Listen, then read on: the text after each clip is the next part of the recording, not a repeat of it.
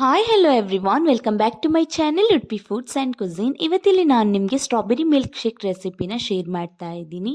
ತುಂಬಾ ಟೇಸ್ಟಿಯಾಗಿರುತ್ತೆ. ಈ ಥರ ಮಿಲ್ಕ್ ಶೇಕ್ ಮಾಡಿ ನೋಡಿ, ಡೆಫಿನೆಟಾಗಿ ಎಲ್ಲರಿಗೂ ಇಷ್ಟ ಆಗುತ್ತೆ. ಹಾಗಾದರೆ ಬನ್ನಿ ಹೇಗೆ ಮಾಡೋದು ಅಂತ ನೋಡ್ಕೊಬರೋಣ.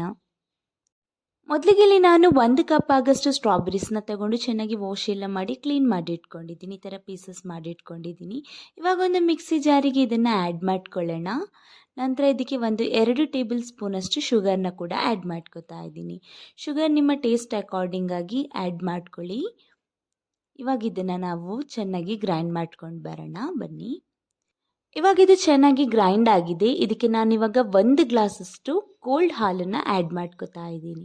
ನಂತರ 3-4 ಟೇಬಲ್ ಸ್ಪೂನಷ್ಟು ಐಸ್ ಕ್ರೀಮ್ಸನ್ನು ಆ್ಯಡ್ ಮಾಡ್ಕೊತಾ ಇದ್ದೀನಿ. ಇಲ್ಲಿ ನಾನು ವೆನಿಲಾ ಫ್ಲೇವರ್ ಐಸ್ ಕ್ರೀಮ್ನ ಆ್ಯಡ್ ಮಾಡ್ಕೊತಾ ಇರೋದು. ನಂತರ ಮತ್ತೆ ಇದನ್ನು ಇವಾಗ ಚೆನ್ನಾಗಿ ಬ್ಲೆಂಡ್ ಮಾಡ್ಕೋಬೇಕು.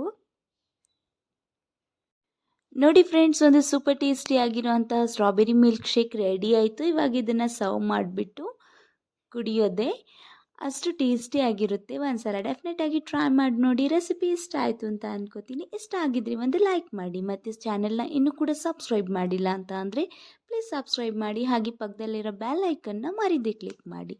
Thank you for watching.